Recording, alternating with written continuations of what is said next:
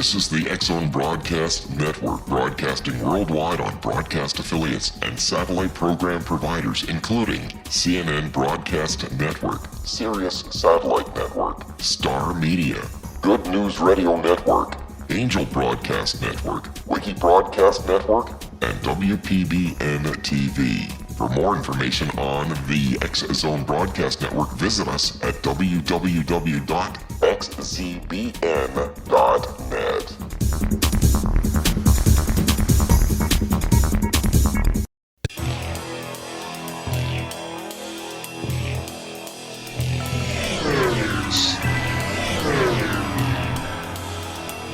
This is A Different Perspective with Kevin Randle.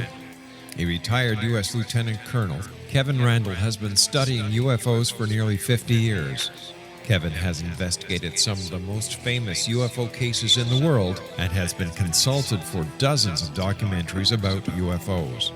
Considered one of the leading experts into the Roswell UFO crash of 1947, Kevin has written more than 25 books about UFOs, including the recently published Roswell in the 21st Century. Now, here is the host of A Different Perspective, Kevin Randle.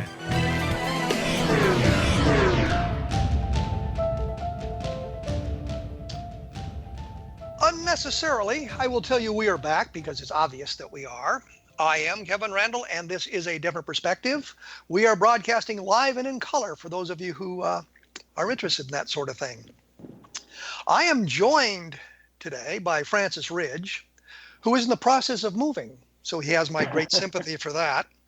He hosts the NICAP website, and we're going to ask him how he ended up as the NICAP website host here. But so that you know something about him, he headed a 7-man investigative team for Indiana for NICAP, and was designated, I guess, Indiana Unit Number 1. In 1972, he accepted the position of State Section Director for MUFON in Hillsboro, Illinois, and continued geographical studies in the 9-state area within the ODR project. And we'll find out what the ODR project is. I would have told you if I'd have known. In 1973, he set up a research and investigation team under MUFON as a state section director for Posey, Vanderburg, and Gibson counties. Thank God I could pronounce all those names. He continued this. It's actually the GDR project. I don't know where the ODR came from. The GDR project until the end of the year, which included a massive 1973 sighting wave, which had an awful lot of occupant sightings for those of you who were paying attention. He set up the saucer grapevine with scattered observers, police and sheriff and state police, airport controllers, and civil defense people in a tri-county area with a monthly bulletin, and published a telephone number and media coverage directory for all of that. The station was designated as a UFO filter center. He obtained his first computer in 1986, and I bet that was really a crappy computer, because I obtained one about that time, and it what always cracks me up, it had 64K of memory, and my computer now plays music at 128K per second. So you can imagine there wasn't much memory there, and I have, of course, degenerated into another nonsensical rant about something here. He continued to work with his computer for a database which listed over 4,000 entries for the regions covering Missouri, Illinois, Indiana, Ohio, Kentucky, and Tennessee. You left out Iowa, you creep. No, I didn't mean that. Became Indiana's MUFON state director and a field investigator for the Center for UFO Studies, set up state section directors, and trained and tested 150 potential field investigators in Indiana's 92 counties. The Indiana Group Rapid Deployment Team consisted of approximately 30 active field investigators throughout the period, and he investigated hundreds of cases. He reopened the Mantell case in January 1974, completed a report in his book in 2008 with the help of Jean, and her last name is pronounced how? I believe it was Skiewicz. Okay. Dan Wilson and Brad Sparks. 2 years later, he wrote the report on the reinvestigation, the Mantell incident, the anatomy of investigation, a 60-year-old cover-up. And I welcome Francis Ridge, whom I have now taken up most of the first segment talking about. Francis, welcome to the program. Well, thank you very much. I'm glad to be here, and you know why I'd rather be here than anywhere else.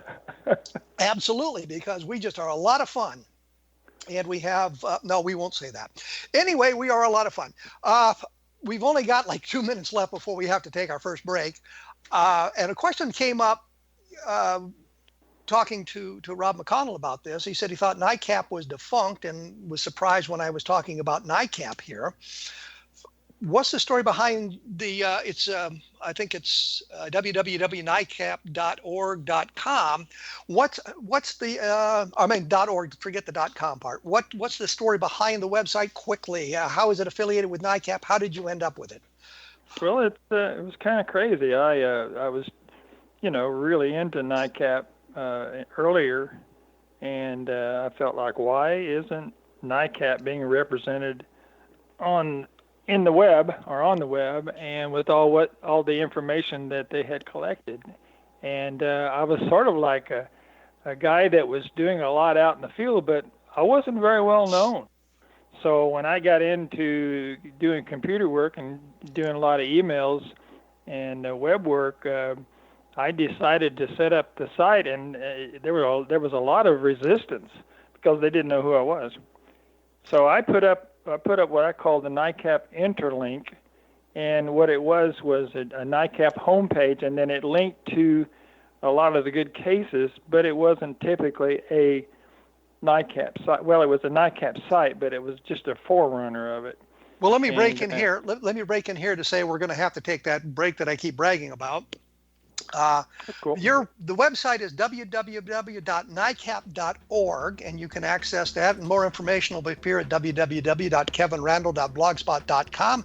We will be back right after this, so please stick around.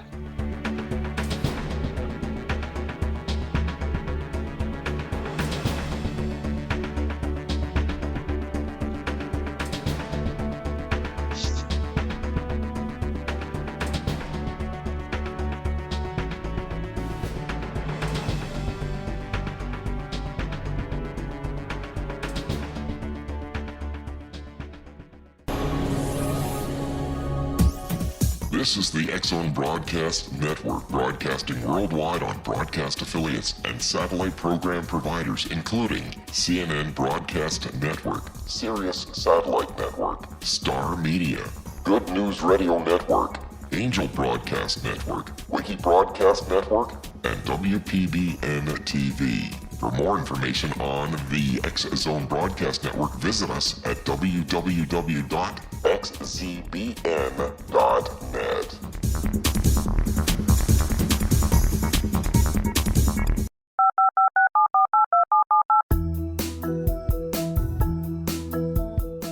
Did you know that when you're on the road with limited data or Wi-Fi, you can still listen to the X-Zone Radio Show with Rob McConnell, The Science of Magic with Gwilda Wiyaka, X-1, Dimension X, Space Patrol, and every minute of the X-Zone Broadcast Network by calling 213-401-0080, courtesy of Audio Now. No smartphone, app, or internet needed. It saves your data plan, and it's free if you have unlimited minutes. Call 213-401-0080 to listen on any phone, anytime, anywhere. Remember 213-401-0080 for the best of the paranormal, parapsychology, and sci-fi radio programming anywhere, 24/7, 365.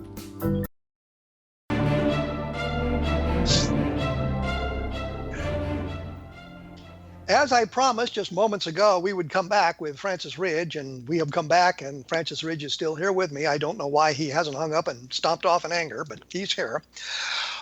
The question that we were talking about was this NICAP organization. I mean, the NICAP presence on the web. And what I guess I was interested in is NICAP was an organization that began in the 1950s with Don Kehoe, and their mission seemed to be to inspire congressional investigations into UFOs and basically accuse the Air Force of hiding information. It went defunct in, I guess, the mid-1980s, or around that time. So you have use of the NICAP name. I assume that you have permission to do that. How did all that come about? Well, we got permission from the people that actually own the rights, and that's CUFOs.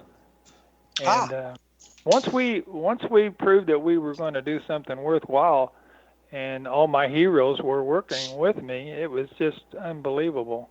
I mean, one at a time, we would get different people that would help support us, and they were a lot of them were reluctant because, here a person was getting involved in a NICAP site. And, there's been 2 or 3 people tried to do that with different NICAP sites, and they were terrible. So, they were a little leery about it. But once they found out that I was serious about what I was doing and that my ideas were going to work, and started getting a lot of support. And then I set up the A team, which has got about 32, 33 people, all my heroes again. And it's been one heck of a ride. We've been very, very busy. We're all getting older, so. Do you investigate? Does NICAP there investigate UFO sightings? Do you do that, or you just collect information? We just collect information, but we're also trying to be in a position where if somebody calls, and they do, we get the report to the right people or get the sighting to the right people. But we're not having much luck with that. Well, what's interesting. Not that long ago. The reason I hesitated, I was trying to think, was a week ago or 10 days ago, something like that. You had sent out an email, I guess, to the A team, which asked about a specific sighting that took place in May of 1954 in Clovis, New Mexico. And it was supposedly one of the Blue Book unknowns, unidentified, that Brad Sparks had in his big listing. Yeah. And I took a look at that, and it became a posting on my blog. Boy, I'm just having trouble with thinking of anything today. Posting on my blog about our research. It's sort of a chasing footnotes type thing. And the blog, of course, is www.kevinrandle.blogspot.com. And we chased down that sighting and found out that the original sighting we were looking for probably didn't exist in Clovis, New Mexico, but there was one from Oceanside, California in a few days earlier that was a very interesting site and was a Project Blue Book unknown. Does that sort of thing happen frequently, or is that just something that was kind of a bizarre situation because of that specific sighting and where it went? That was sort of a little bizarre, but we do run into all kinds of weird stuff. We'll be looking for one thing and find something else, and in some cases you're looking at what was originally listed as a Blue Book unknown, and maybe there's a newspaper clipping in there, and it's not worth pursuing. You wonder why they even considered it a Blue Book unknown. Well, the original posting that you sent out was from Clovis, New Mexico, about 2 guys seeing a disc-shaped craft hovering over railroad tracks. Yeah, and the reason why I went after that was because we had something that is indelible in my mind in 1973 during that massive sighting wave, right about the time of the coin case and the Pascagoula incident. Well, let's just, for those that don't know, the coin case is the Coin Parker abduction case from Pascagoula in October of 1973. So people have a reference for that. So you were looking at something that related to that, or the wave of 1973, and it brought this up.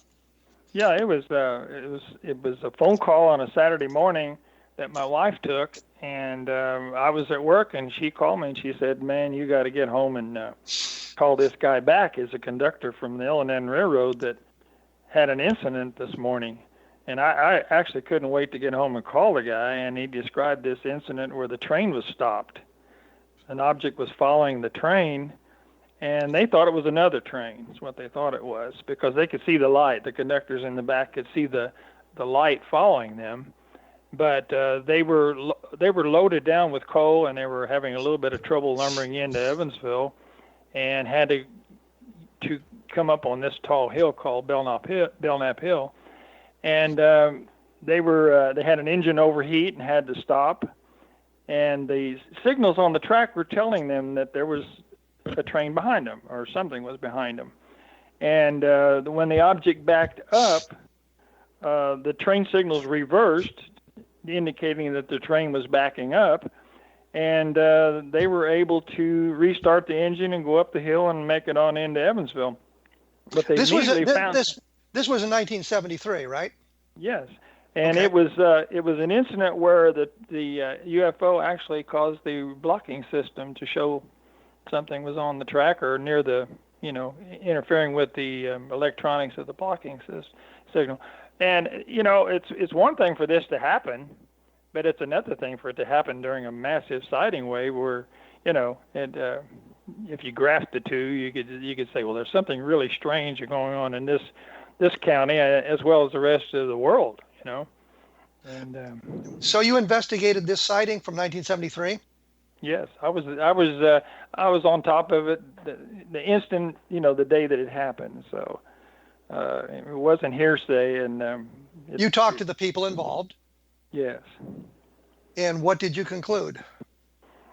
We concluded that something was following the train and it was affecting the diesel, which, as we were always told that diesels were unaffected.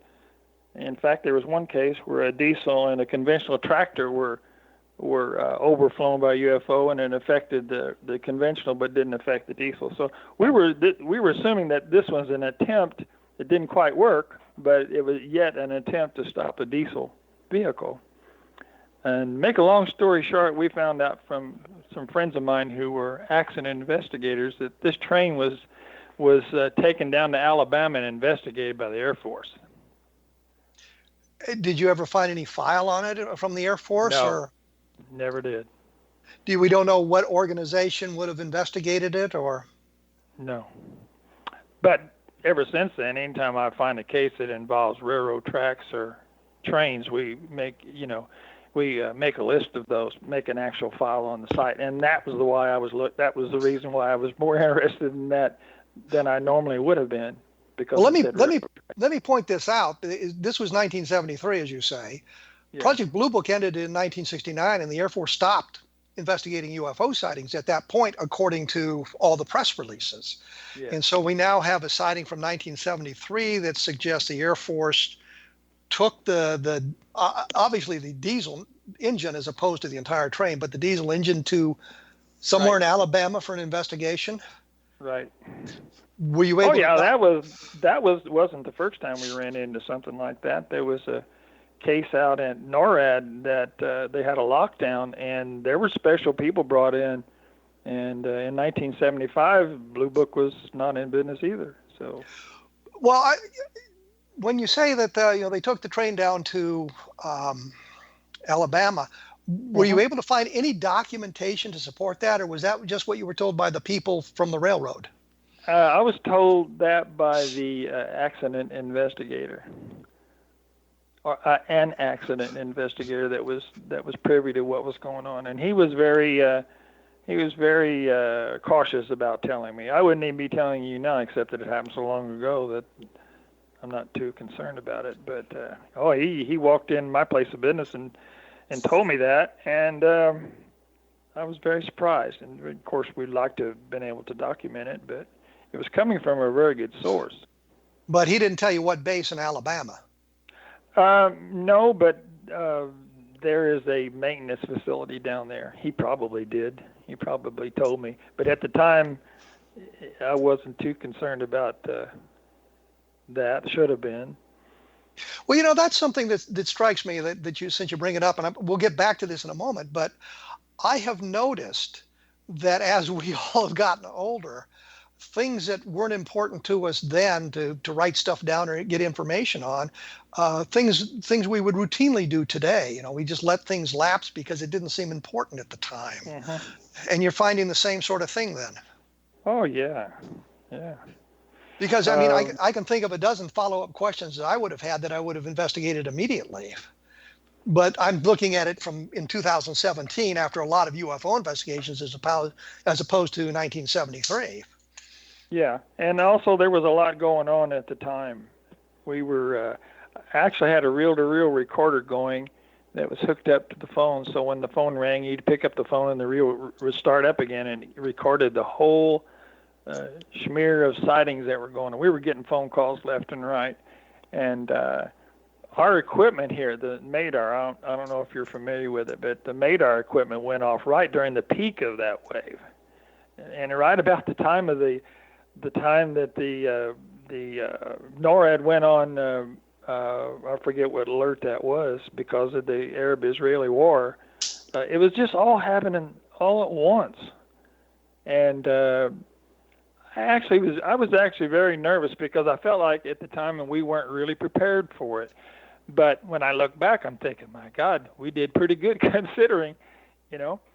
Well, we should point out that this wave that you're talking about started in late September 1973 and went through about the first 2 weeks of November of 1973, and there were an awful lot of sightings with the craft on the ground and the craft creatures being seen outside the craft. Yeah. Some of those, I think, well, one of the cases that I investigated at that time was the Pat Roach abduction from Utah. And I'm now absolutely convinced now that she had an episode of sleep paralysis based on everything I know today.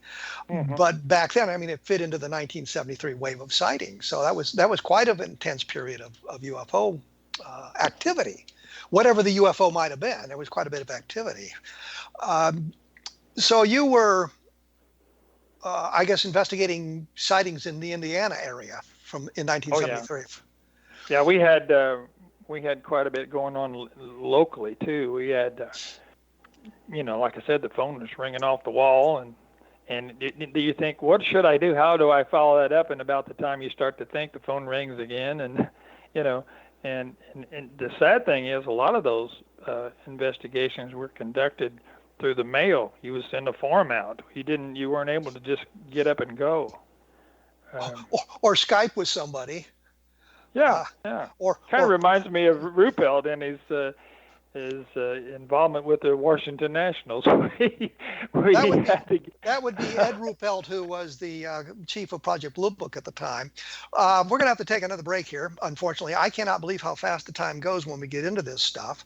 The website for Francis Ridge is www.nicap.org, and it is a site loaded with information. Some of the Project Blue Book files are listed there, so you can scan some of the earlier files and some of the later stuff as well. The whole thing isn't there yet, but there's an awful lot of good information on the site from a lot of different arenas and a lot of different places, giving you much better information about UFOs, and you get in a lot of places on the web. Francis Ridge is hosting that site and has been around UFOs forever. The case that we were kind of talking about, the UFO in Clovis, New Mexico, over the tracks, which got us started on this, is you can find that at www.kevinrandle.blogspot.com and how we got involved in all of that. And we will be back right after this.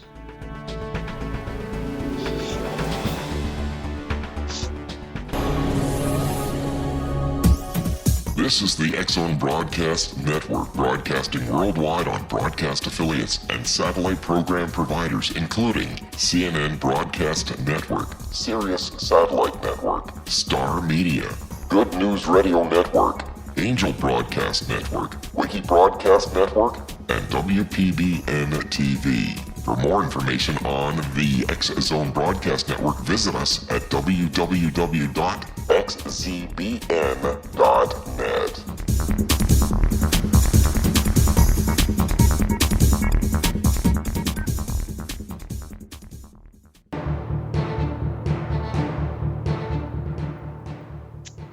I am joined by Francis Ridge, he of the NICAP website at www.nicap.org. We were talking about the UFO wave of 1973 and some of the things going on. You'd mentioned Ed Ruppelt and the 1952 wave of sightings and the anecdote that goes along with that. Fill us in, because I'm sure a lot of people don't understand. I understand it, but I'm sure a lot of people don't understand what you meant, that Ruppelt's there in Washington, D.C. and has to go back to Dayton, Ohio and all of that stuff. So tell us a little bit about that. Well, it was chaotic here, and the phone was ringing off the wall, and you didn't know what to do, because we would fill out a Form M, which was a half a page message slip, and you'd no more get it half done or done, and you'd lay it aside, and the phone would ring again. So you had to decide which ones to go after the next day and how to investigate it. And it was chaotic. And when I brought up the little anecdote about Ruppelt, he was trying to investigate one of the most important sightings of all, and he couldn't even get a flight. I think he had to take a cab. Kevin, you know more about that than I do, but it was ridiculous. He was actually in Washington, D.C. when the sightings broke. doing something at the Pentagon, and he was scheduled to go back to Dayton, Ohio on orders. And then he read about it in the front page of the newspaper, and he's trying to get permission to stay in Washington, D.C. to investigate. And they're saying, no, if you don't go back to Dayton, you're going to be AWOL. So he had to go back to Dayton, Ohio and I mean, here's the top guy supposedly investigating UFO sightings for the United States Air Force. The sightings are in Washington, D.C. He's there in Washington, D.C. and couldn't get an extension on his orders, which I found out a little bit outrageous. So he's back in Washington, or back in Dayton, trying to gather the information. But I think the other thing is, this is the summer of 1952, and there's just literally hundreds of sightings going on all over the place, and it's the year that the Air Force Project Blue Book collected the most sighting reports, which I think worked out to about 1,500, and of those, 303 were unidentified. So it was just a massive wave of sightings at the time. And he was Rupo was trying to get all of this organized and couldn't do it. So he's got to go back to Dayton, Ohio to do his work rather than stay in Washington, D.C., where the investigation should go on. So you're now interested in UFO sightings relating to railroads. So you come across this Clovis, New Mexico thing, and that inspired you to send out an email to the A-Team. And explain a little bit about the A-Team. Well, they're, as I was mentioning a while ago, these are people that I gathered together over a period of a few years, and they were all my heroes.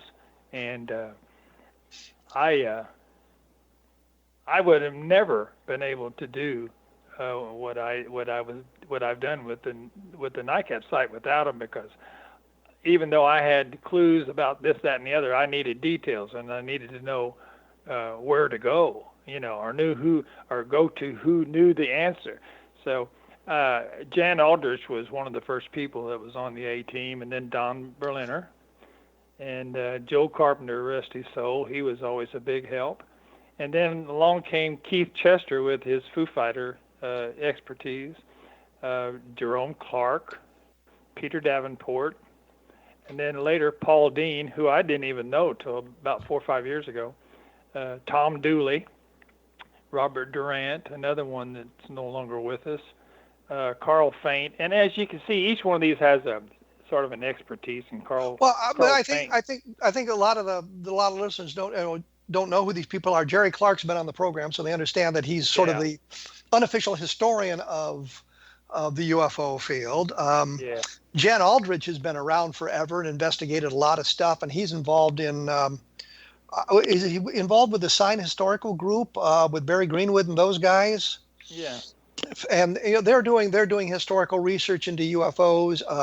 Tom Dooley was working with Dennis Stacy, who was one time the editor of the MUFON Journal, and they did a lot of work on the great famous Del Rio UFO crash. That I think they seem to think it was the result of a Civil Air Patrol airplane crashing during the Second World War, as opposed to something happening later. I think it's basically made up by Robert Willingham, but that's a whole nother argument. So, I mean, the people that you mentioned are people who've been around the UFO field, and if you've been around UFOs for very long, you know who the people are and what they've done and what they've accomplished. So you assembled a team of people who had expertise in a great many different aspects of UFOs, but also other areas of expertise. May have been, I don't know, Dennis Stacy, for example, was the editor of the MUFON Journal for a long time. And Jerry Clark, of course, was an editor at Fate magazine, and he was the editor of the CUFOS, International UFO Reporter, so he had a great background in ufology and that sort of thing.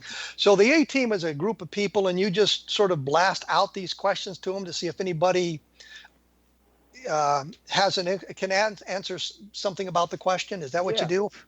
Yeah, I got more information out of the A-Team than I did the whole NICAP research team, because the research team is a group of a lot of people that are not as well versed. And in fact, here's Kevin Randle, author, investigator, and researcher in Roswell. You're one of the A-Team. Mark Roediger, Center for UFO Studies. Robert Powell.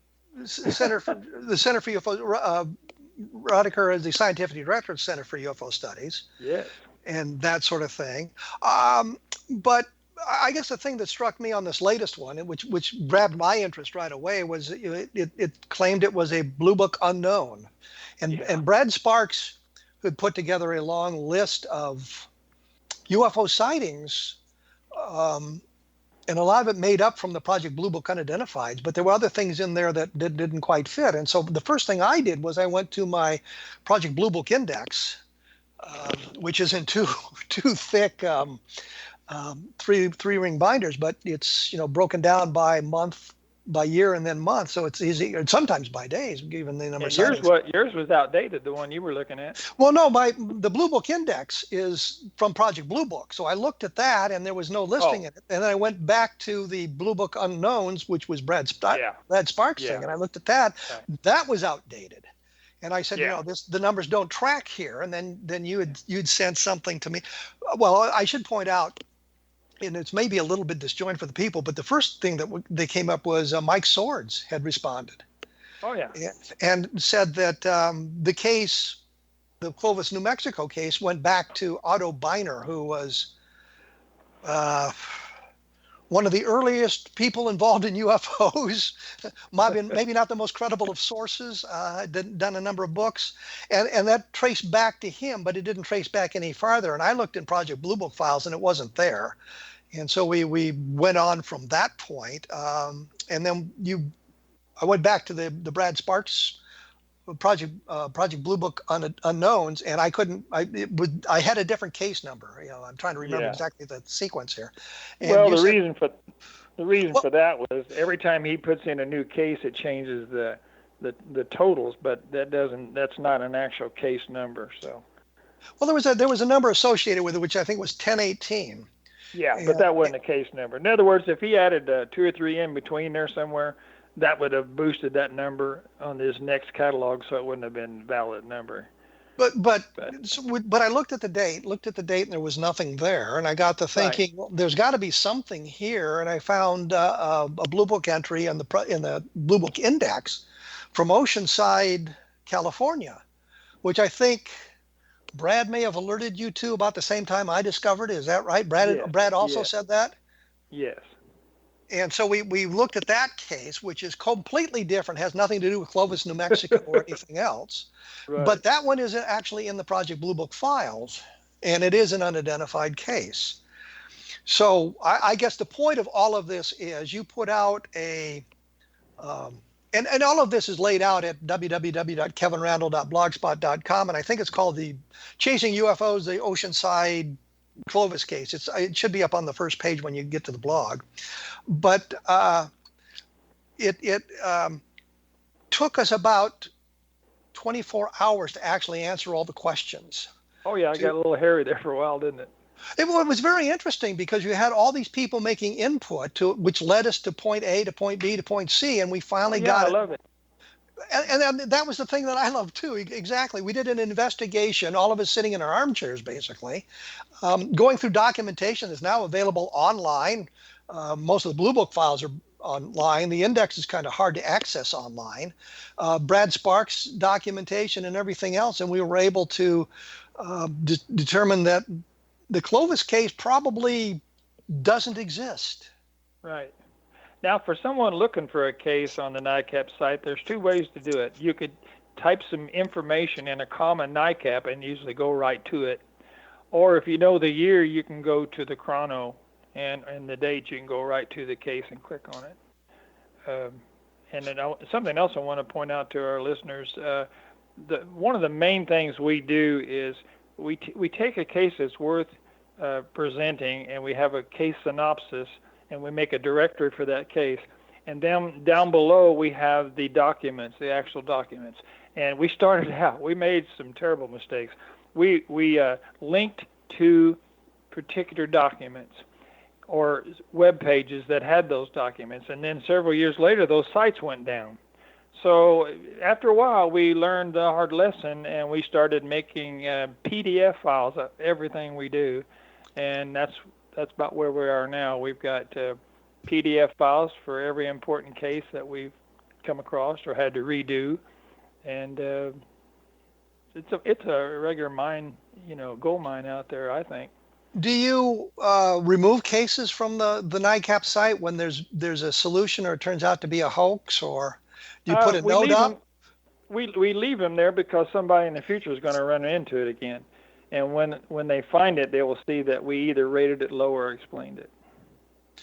So there's kind of it becomes kind of a footnote to the UFO phenomenon then.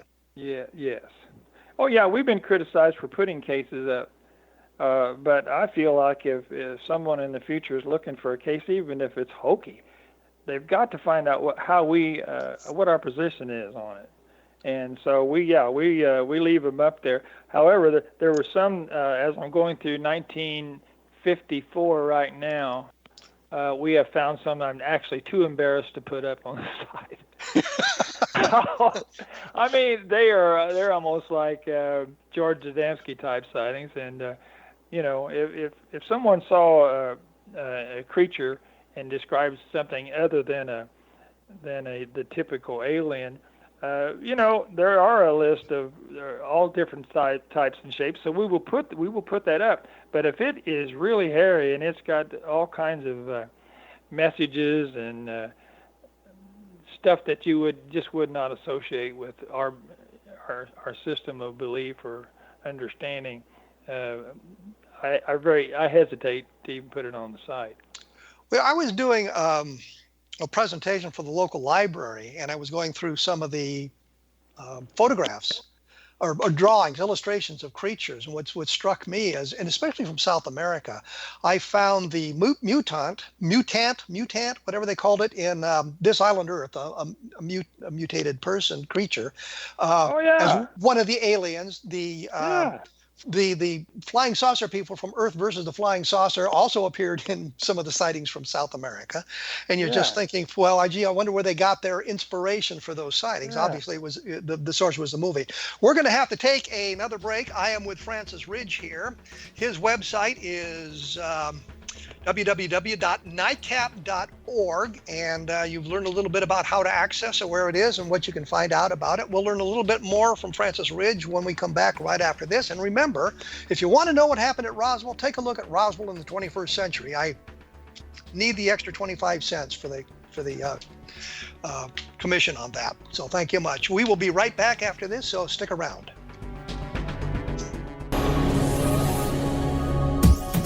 This is the X-Zone Broadcast Network, broadcasting worldwide on broadcast affiliates and satellite program providers, including CNN Broadcast Network, Sirius Satellite Network, Star Media, Good News Radio Network, Angel Broadcast Network, Wiki Broadcast Network, and WPBN TV. For more information on the X-Zone Broadcast Network, visit us at www.xzbn.net.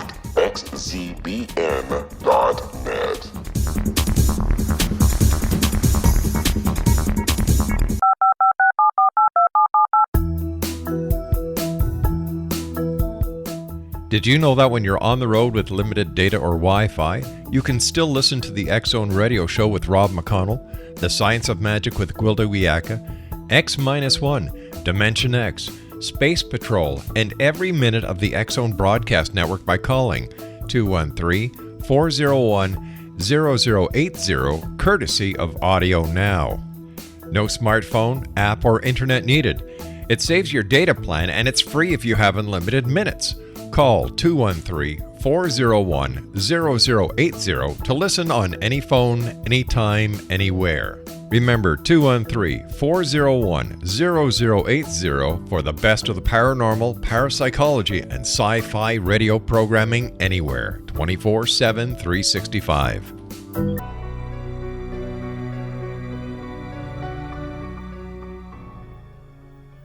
As I have said many times, I am joined today by Francis Ridge, he of the NICAP organization, the website, www.nicap.org, which has lots of good information on it. We've been talking UFOs and how the site came about and some of the interesting things going on and what he tries to avoid in putting up on the sites. And I think what you say about having to put up some of the really craziness on the site so people who are looking for information about it can learn something that maybe gives a different perspective about it.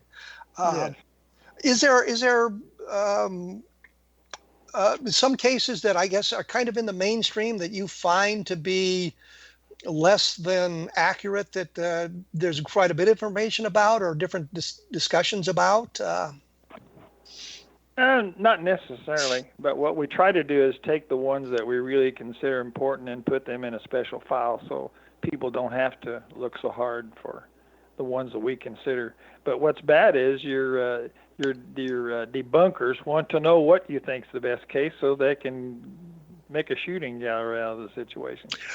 Yeah, I've always been hesitant to give a list of the top 10 cases, best UFO cases, simply because mine keeps shifting about. Yeah. And I know that we disagree, I think, on the Mantell incident, that there was the Air Guard pilot who was killed chasing a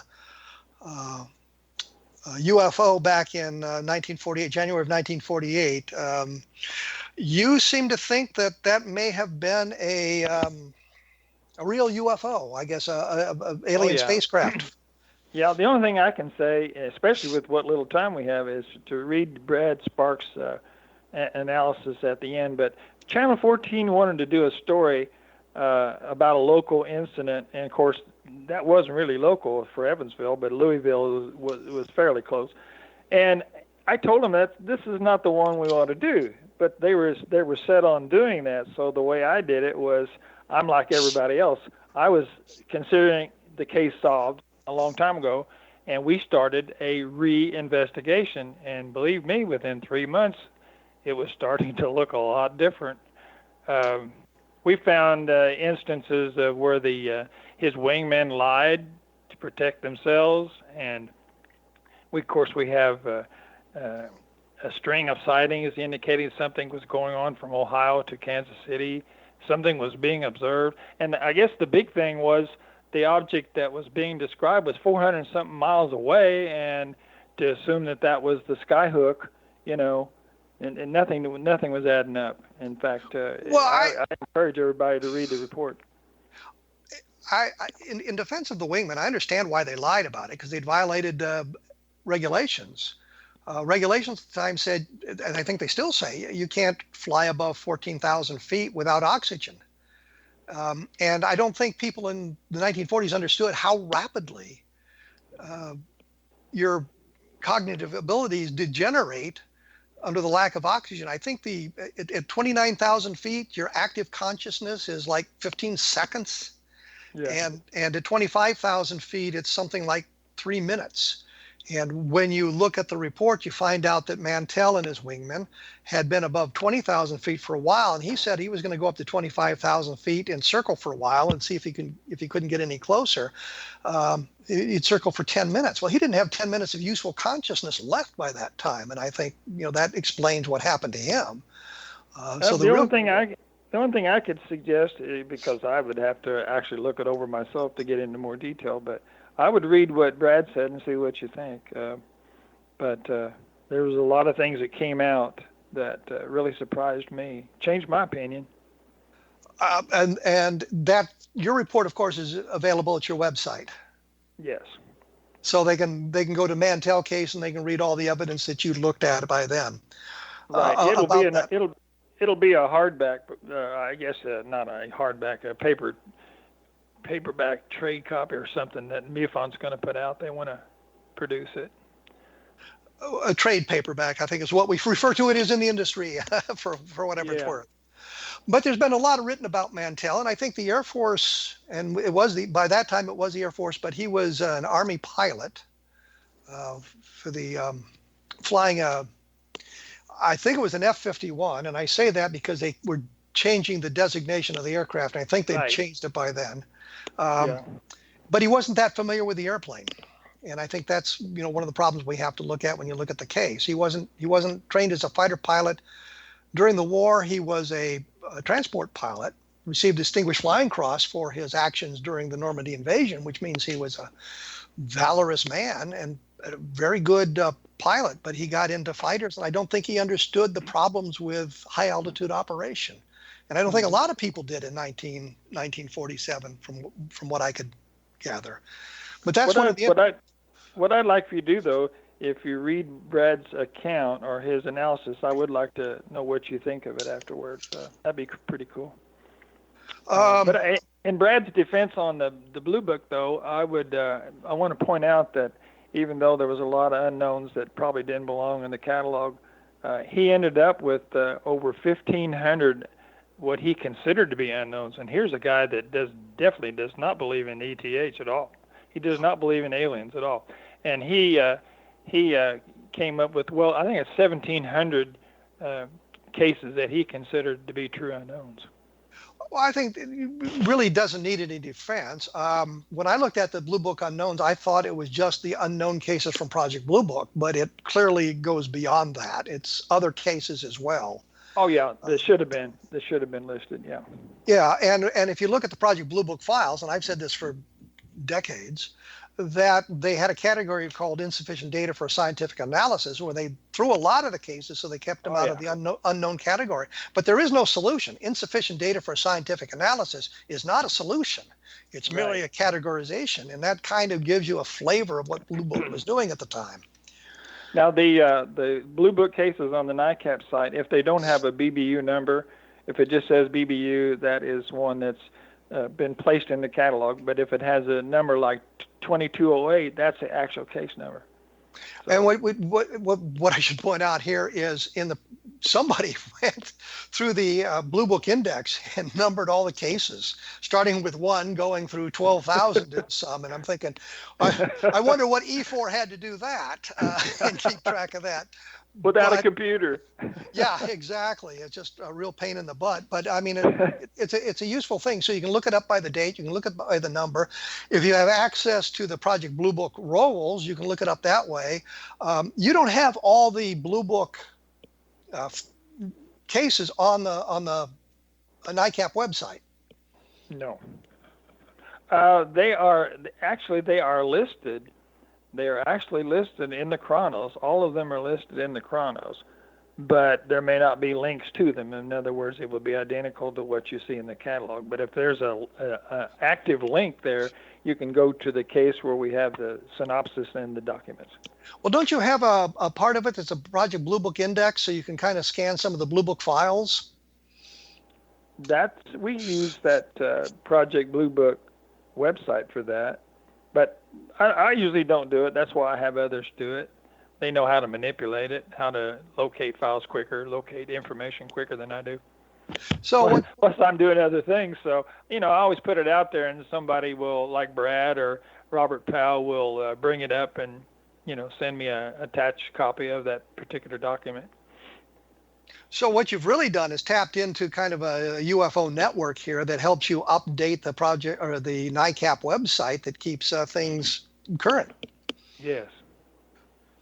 And that is helpful for those who are just getting started in UFO research. I think if you're going to look at a UFO case, one of the first places you should start is the NICAP website to see if there's something there on it. But it goes beyond just Blue Book. It's got cases up into the into the 21st century, I should say. Yes. Anything you want to add before we go? The only thing a couple things I would add.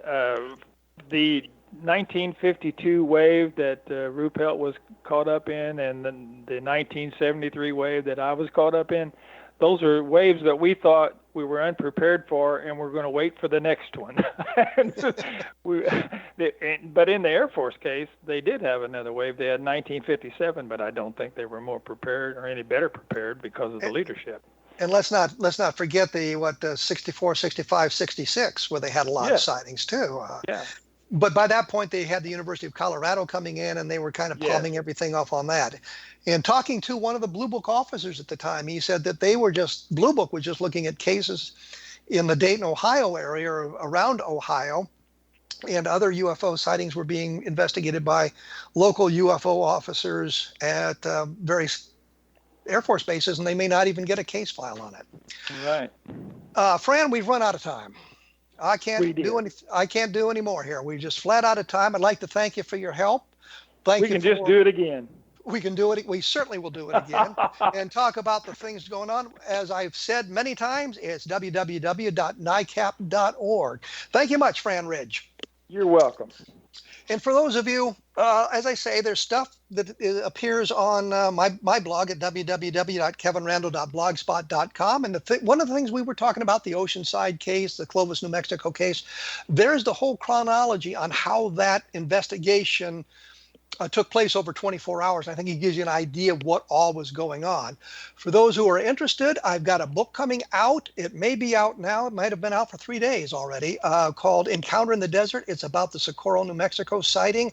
And it was kind of an outgrowth of discussions I had on the program with Ben Moss, Tony Angiola, and Ray Stanford about the Socorro UFO landing in 1964 with Lonnie Zamore and some of the things I learned about that, and puts it in a better perspective as opposed to necessarily a different perspective. Also, take a look at Roswell in the 21st century, which will give you a little bit different perspective on the Roswell UFO case. All of that being said, we will return in about 167 hours with another episode of A Different Perspective. So you'll just have to wait for us to come back. Thanks for listening.